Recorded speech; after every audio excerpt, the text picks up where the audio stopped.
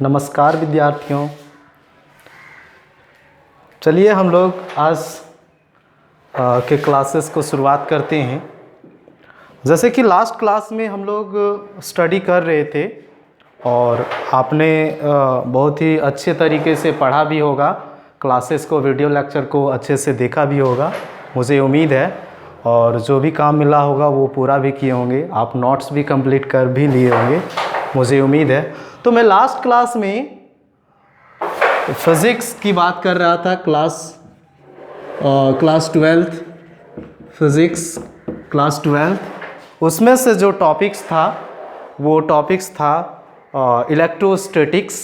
Electrostatics में मैंने आपको समझाया था कि चार्ज क्या होता है और मैंने कोशिश किया था उसको अच्छे तरीके से डील करने का।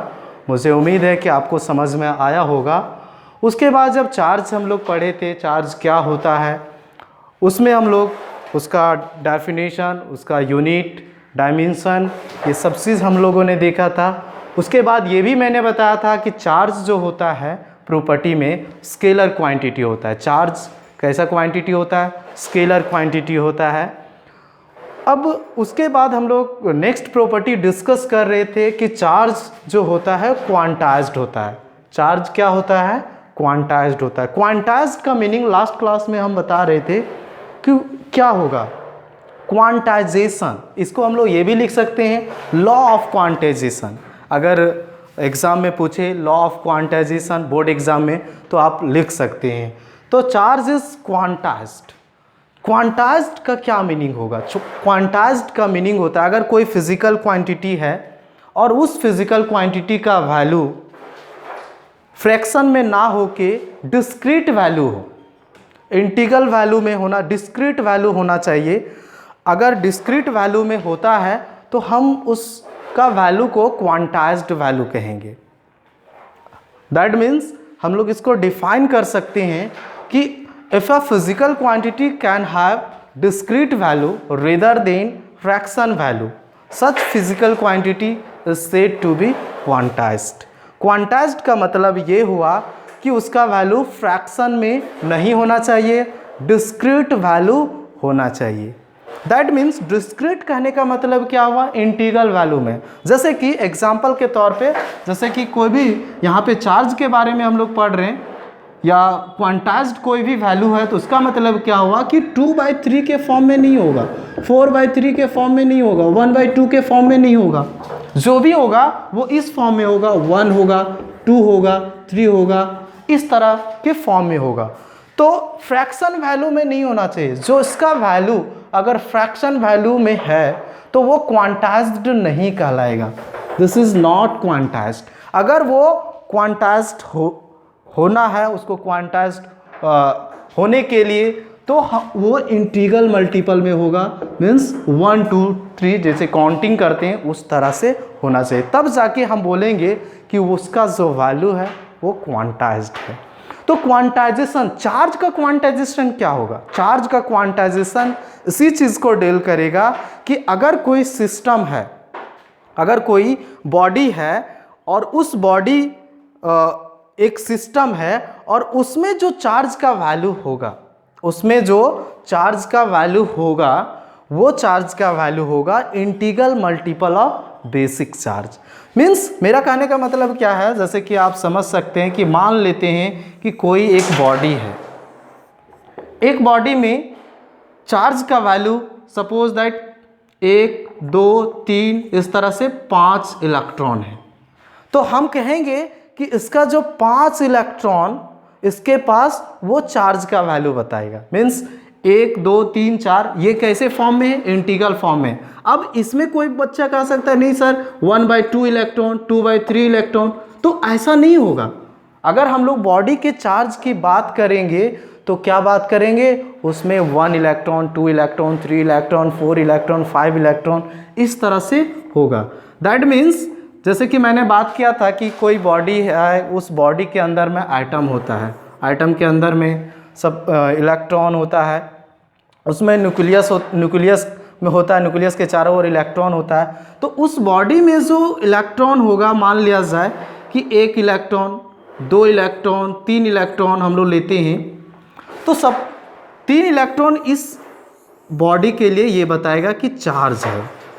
अगर वो इंटीग्रल फॉर्म में होगा तब जाके हम कहेंगे कि वो क्वांटाइज्ड है। दैट मीन्स क्वांटाइजेशन, चार्ज का क्वांटाइजेशन क्या डिफाइन करेगा कि कोई भी बॉडी पे जो चार्ज होगा वो integral multiple of basic charge. Basic charge में हम लोग किसको लेते हैं? इलेक्ट्रॉन को।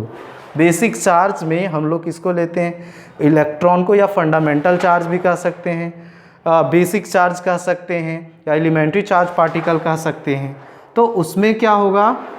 हम लोग इलेक्ट्रॉन को लेते हैं। तो अगर मान लिया जाए कोई बॉडी है उसमें 5 इलेक्ट्रॉन है, या कोई बॉडी है उसमें 10 इलेक्ट्रॉन है, तो 10 इलेक्ट्रॉन जो बताएगा उस बॉडी के चार्ज को बताएगा।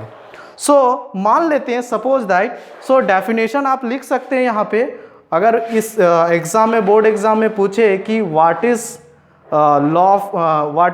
Define law of quantisation of charge, तो आप लिख सकते हैं, हम लोग इसलिए इसको डिफाइन करेंगे, द चार्ज ऑन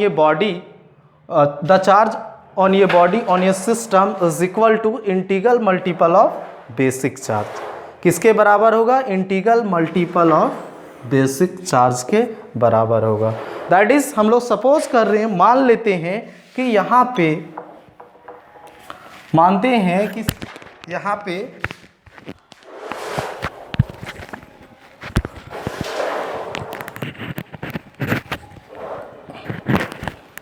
कि कोई बॉडी पे Q चार्ज है, चार्ज ऑन ये बॉडी और या सिस्टम, यहाँ पे लिखेंगे और या सिस्टम। सपोज दैट, मान लेते हैं कि कोई Q चार्ज है बॉडी पे कितना चार्ज है? Q चार्ज है, जो यहाँ पे लिखा हुआ है, और बेसिक चार्ज है E। तो अगर हम लोग मान लेते हैं कि कोई भी बॉडी में 10 नंबर ऑफ इलेक्ट्रॉन है, कितना नंबर ऑफ इलेक्ट्रॉन है? 10। उस बॉडी में कितना चार्ज हो जाएगा? 10 ही। या अगर हम लोग मान लेते हैं कि n इलेक्ट्रॉन है, क्या मान लेते हैं? n electron, number of electron in your body, number of electron in your body, that is हम लोग लिखेंगे Q चार्ज ऑन ये बॉडी, चार्ज ऑन ये बॉडी, और हम लोग E बेसिक चार्ज कहेंगे। तो according to law of quantization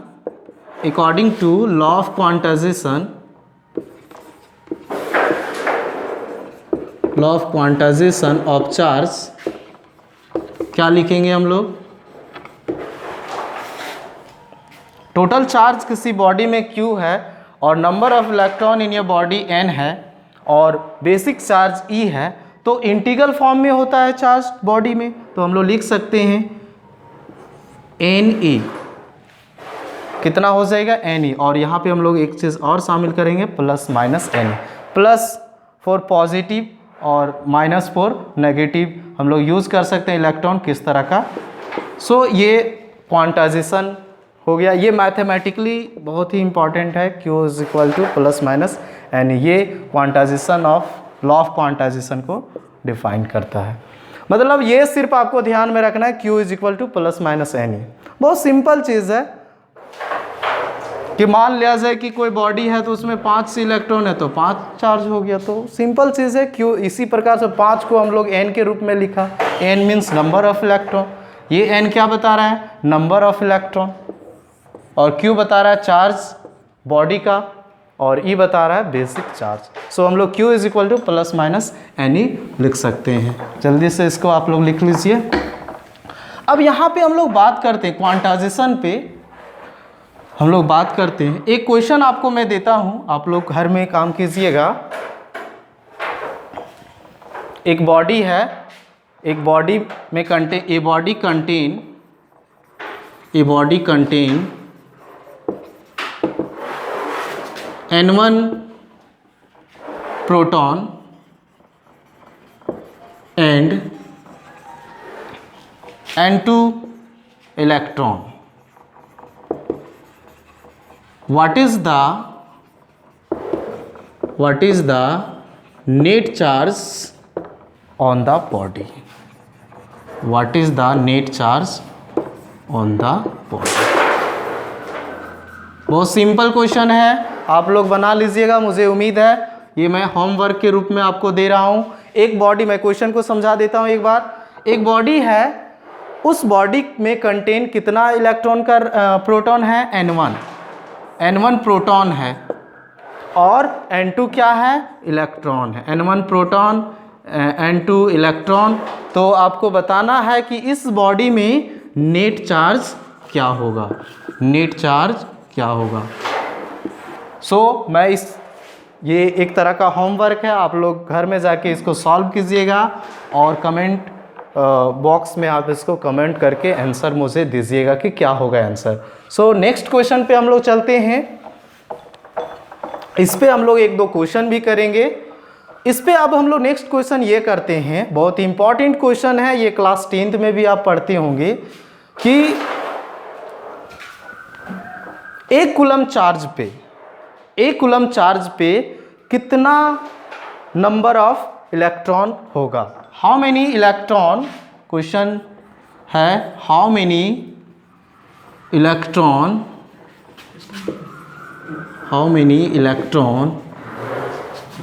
in one coulomb charge, 1 coulomb charge. एक कूलम चार्ज पे कितना, how many electron in your 1 coulomb charge, number of electron आपको फाइंड आउट करना। तो बहुत ही सिंपल कैलकुलेशन है, आप इसको निकाल सकते हैं। अगर आप चाहेंगे तो इसको होमवर्क के रूप में ले सकते हैं। फिर भी मैं इस क्वेश्चन को सॉल्व कर देता हूं कि हम कैसे सॉल्व करेंगे। ये क्वेश्चन आप क्लास 10th में इसको ध्यान में रखे भी होंगे। 6.25 × 10⁻18 इलेक्ट्रॉन, नंबर ऑफ इलेक्ट्रॉन, ये आंसर हो जाएगा। इसको सॉल्व कैसे करेंगे, ये क्वांटाइजेशन आपको मैंने बताया कि कोई भी बॉडी में जो चार्ज का जो वैल्यू होता है वो इंटीग्रल फॉर्म में होता है, बेसिक चार्ज के इंटीग्रल फॉर्म में। इंटीग्रल फॉर्म कहने का मतलब ये हुआ 1 2 3 4 इस तरह के फॉर्मेट में होना चाहिए, नॉट कि 2/3 1/2 के फॉर्म में। ये 1/2 का फॉर्म में भी पॉसिबल है। आने वाले समय में आप जब एडवांस फिजिक्स पढ़ने लगेंगे तो वहाँ पे क्वार्क्स ये सब आता है बात, तो वहाँ पे ये कंसेप्ट आता है। बट यहाँ पे क्वांटाइजेशन का रूल्स के अकॉर्डिंग हम लोग यही जानते हैं कि इंटीग्रल फॉर्म में होगा। दैट मीन्स अगर मान लेते हैं कि कोई बॉडी है उसमें बेसिक चार्ज E है और यहाँ पे नंबर ऑफ इलेक्ट्रॉन N है, तो Q = क्या होगा, Q = ± Ne। अब इसको हम लोग कैसे निकालेंगे, मैंने बोला कि एक कूलम चार्ज पे हाउ मेनी इलेक्ट्रॉन इन या 1 कूलम चार्ज, 1 कूलम चार्ज में कितना इलेक्ट्रॉन होगा। तो 1 कूलम चार्ज दैट इज, कोई बॉडी है उसमें कितना चार्ज बोला गया है, सब मिला के 1 कूलम है। अब बोल रहा है कि इसमें नंबर ऑफ इलेक्ट्रॉन निकालो। और आपको पता होगा, आपको मैंने बताया है, जानते भी होंगे कि E फॉर इलेक्ट्रॉन, और इलेक्ट्रॉन यहाँ पे चार्ज ऑन या इलेक्ट्रॉन मीन्स इलेक्ट्रॉन का जो चार्ज का वैल्यू, चार्ज ऑन ये इलेक्ट्रॉन जो होता है, चार्ज ऑन एन इलेक्ट्रॉन आप जानते होंगे कितना होता है, 1.6 × 10⁻⁻19 कूलम। ये ध्यान में रखेंगे बच्चे। तो यहाँ पे देखिए 1 कूलम अगर दिया हुआ है और कितना है 1.6, ये इसका वैल्यू होता है 1.6 × 10⁻⁻19 और n का वैल्यू निकालना है। ये प्लस माइनस साइन को यहाँ से हटा देंगे क्योंकि यहाँ नंबर ऑफ इलेक्ट्रॉन निकाल रहे हैं, इसलिए इसको हम लोग हटा देंगे। क्योंकि कोई भी संख्या ले रहे हैं तो 1 2 3 प्लस माइनस देने का कोई मतलब नहीं हुआ। प्लस माइनस देंगे वहाँ पे जहाँ पे इलेक्ट्रॉन, जैसे पॉजिटिव चार्ज नेगेटिव चार्ज को रिप्रेजेंट करता है। इसलिए यहाँ पे, क्योंकि यहाँ पे दोनों चीज़ आ सकता है, तो क्या आएगा उसके अकॉर्डिंग हम लोग बात करेंगे। क्वेश्चन के अकॉर्डिंग आपको यहाँ पे पता चल जाएगा कि हमको प्लस लेना है या माइनस लेना है। यहाँ पे n का वैल्यू निकालना है, तो ये हो जाएगा n = 1/1.6 × 10⁻⁻19। ये आपका नंबर ऑफ इलेक्ट्रॉन हो जाएगा। आप इसको सॉल्व कीजिए घर में जाके इजली। ये आप सॉल्व कर सकते हैं, बहुत ही ईजी। देखो एक चीज़ और मैं बता देता हूँ, बहुत ही स्टार्टिंग बेसिक चीज़ मैं बात करता हूँ, क्योंकि स्टेट लेवल के स्टूडेंट को बहुत ही मैथमेटिक्स थोड़ा बहुत कमज़ोर होता है, वो क्लियर नहीं कर पाता है। तो छोटी छोटी मैथ्स को आपको जानना बहुत ज़रूरी है कि कैसे जब भी कोई बड़ा बड़ा टर्म्स आए उसको सॉल्व करना हो तो कैसे सॉल्व करेंगे। जैसे कि यहाँ पे 1.6 इंटू 10⁻⁻19 है, तो सॉल्व करने के लिए, जल्दी से सॉल्व करने के लिए आपको सबसे पहले 10 टू द पावर में जो है उसको एक तरफ रखिए। जैसे कि यहाँ पे क्या है 1/1.6 इंटू 10⁻⁻19 है, तो इसको क्या करो कि सबसे पहले 10 टू द पावर -19 को एक तरफ रखो। एक तरफ रखने का मतलब क्या है, 1/1.6 है, 10 टू द पावर -19 को अगर ऊपर ले चलेंगे तो यहाँ पे क्या लिखेंगे 10 to the power 19, minus sign है नीचे, ऊपर जाएगा तो क्या होगा 10 टू द पावर 19। आप पढ़े होंगे ये indices 10 to the power minus ऊपर जाएगा, ये जाएगा ऊपर तो प्लस हो जाएगा। आपको ये कंसेप्ट तो पता ही होगा कैसे सॉल्व करते हैं। 1/1.6, अब इसको सॉल्व कर लेना है। अब इसको भी अगर आप लिखना चाहते हैं सॉल्व करके तो आप इसको भी सॉल्व कर लीजिए, 10/16 इंटू 10 टू द पावर 19 हो जाएगा। तो मेरा कहने का मतलब ये हुआ कि कभी भी आप क्या करें कि 10 टू द पावर वाले को जितना ज़्यादा से ज़्यादा 10 टू द पावर है उसको एक तरफ रखें और उसके बाद जो छोटा टर्म्स आएगा उसको सॉल्व करें। जैसे कि यहाँ पे 16 है, 10 है और बाई 16 है, 16 के टेबल में 10 नहीं जाएगा, या तो इसको इधर भी ले जा सकते थे तो 10 टू द पावर 20 हो जाता, 1/16 हो जाता, तो बात बराबर है। तो लेकिन हम इसको रख लेते हैं 10 है बाई 16, तो 16 का टेबल से आपको इसको लगाना है, तो जाएगा क्या, ये नहीं जाएगा। तो क्या करेंगे, एक पॉइंट यहाँ पे देंगे, 100 बन जाएगा।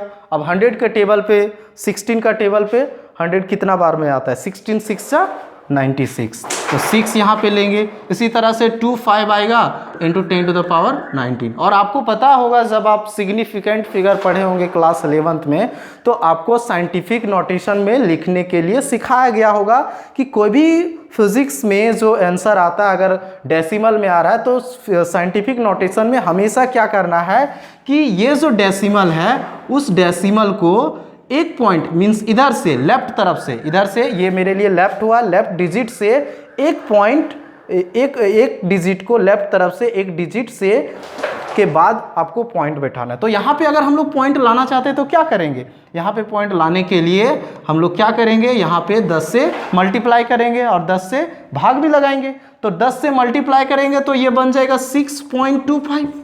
6.25 और जब 10 से मल्टीप्लाई किया तो 6.25 बना। अब 10 से डिवाइड भी तो करेंगे, डिवाइड करेंगे तो 10 टू द पावर 19 है और 10 नीचे है तो ऊपर आएगा, तो ऐसे लिखेंगे 10 to the power 19 - 1, that is ये क्या बन जाएगा 18। तो इसलिए हम लोग क्या लिख सकते हैं 6.25 इंटू 10 टू द पावर 18। तो number of electron in 1 coulomb क्या हो गया बाबू, ये आपका हो गया 6.25 into 10 to the power 18 electron. तो 1 कूलम चार्ज पे इतना इलेक्ट्रॉन होगा। आप जल्दी से इसको आप नोट कर लीजिए।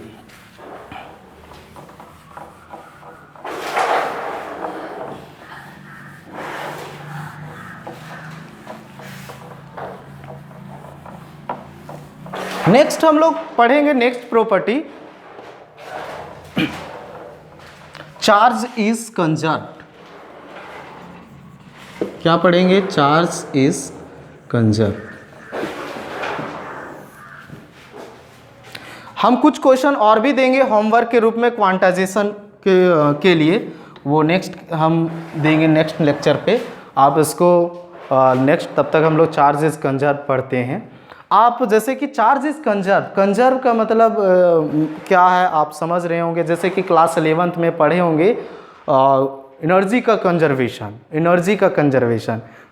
कंजर्वेशन कहने का मतलब क्या हुआ कि जो एनर्जी होगा वो कंजर्व होगा। एनर्जी कंजर्व मीन्स एनर्जी क्या होगा, कांस्टेंट होगा। मेरा एनर्जी कांस्टेंट का क्या कहने का तात्पर्य है, कोई भी सिस्टम के लिए, कोई भी आइसोलेटेड सिस्टम के लिए एनर्जी क्या होता है, कंजर्व होता है। एनर्जी कंजर्वेशन लॉ क्या डिफाइन करता है, क्या बताता है कि कोई भी एनर्जी जो होता है, कोई भी सिस्टम का एनर्जी वो हमेशा क्या होता है, कंजर्व होता है। जैसे कि एक एग्जांपल से हम लोग समझते हैं, जैसे कि मान लीजिए कि हम अगर अध्ययन किए हैं, आज हम पढ़ा रहे हैं, तो हम ये पढ़ा रहे हैं तो ये भी एक एनर्जी है। आज हम पढ़ा रहे हैं तो कहीं हम पहले, बहुत पहले हम किसी टीचर से सीखे होंगे, और उस टीचर से सीख के हम सीखे होंगे। तो वो टीचर सीखे कैसे? अब उनको हम हो सकता है फ़ी दिए होंगे, पैसा दिए होंगे, फ़ी देकर हम उनसे पढ़े होंगे, ज्ञान लिए होंगे, नॉलेज लिए होंगे। अब वो फ़ी कौन दिया? मेरे पापा दिया। तो इस प्रकार से वो एनर्जी, अगर मान लिया जाए मेरे पापा 10,000 रुपया फ़ी दिए एक क्लास के लिए, वो टीचर को दिया मैंने।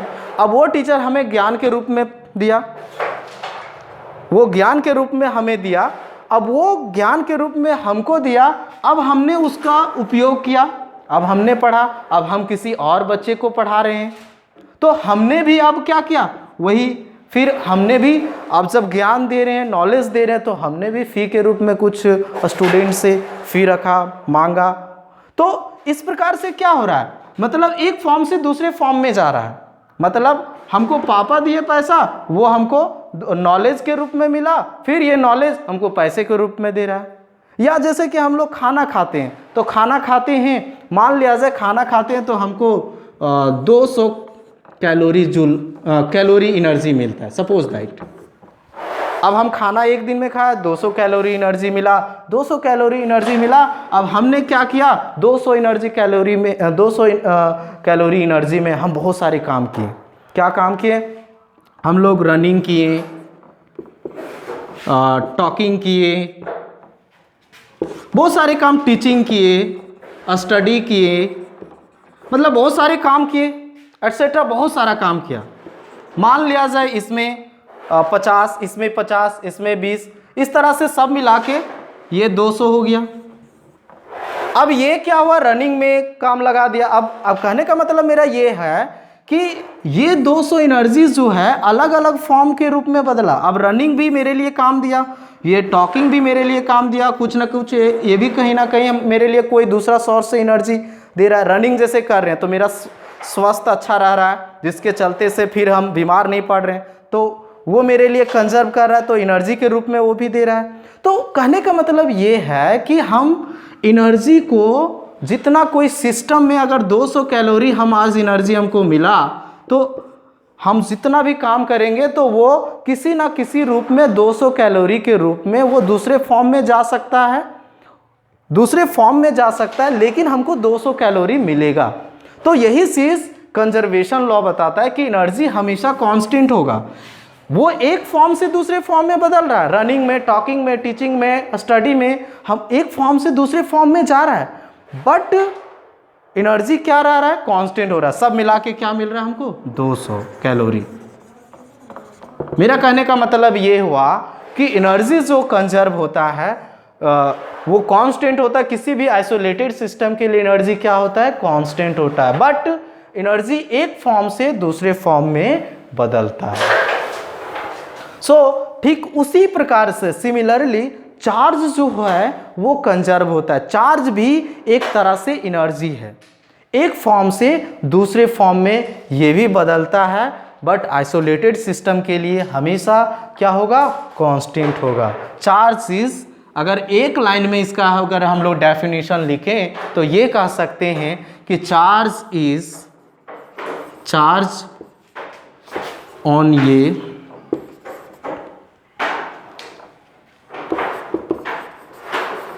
isolated system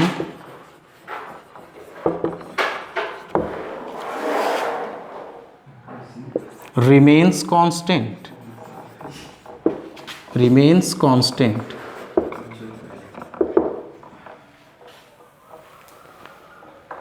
इसको और भी एक तरीके से लिख सकते हैं, ये भी कह सकते हैं कि इसको एक फॉर्म से दूसरे फॉर्म में भेजा जा सकता है, बट इसको हम लोग डिस्ट्रॉय नहीं कर सकते। सो ये भी लिख सकते हैं, charge is neither be created, neither be created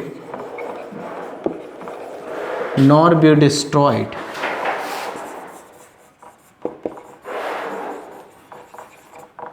Charge neither be created nor be destroyed.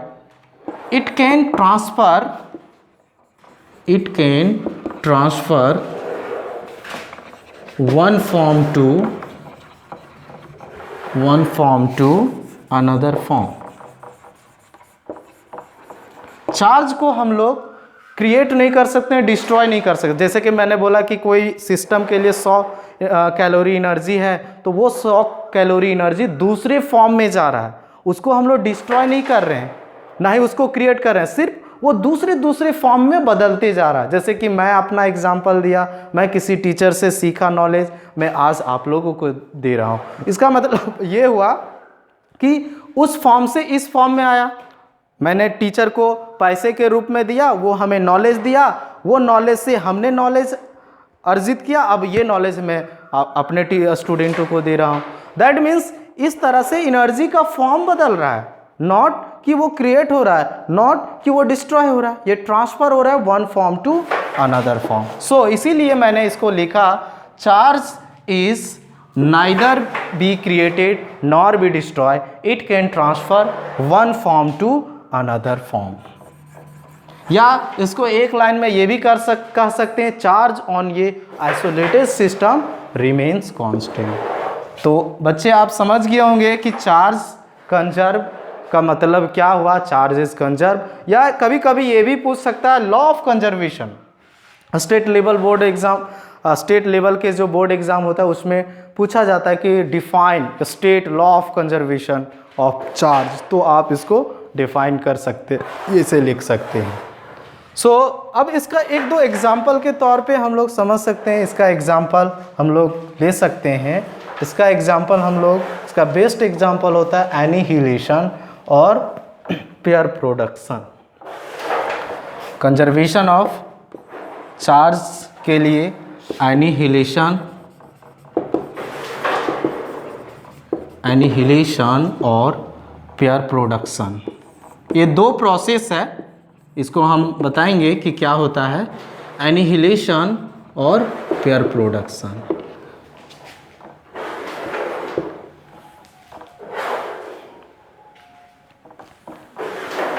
Annihilation और पेयर प्रोडक्शन दो एग्जाम्पल है चार्ज कंजर्वेशन ऑफ चार्ज का। इसको हम लोग नेक्स्ट लेक्चर पे बात करेंगे। आज के लिए बस इतना ही, धन्यवाद।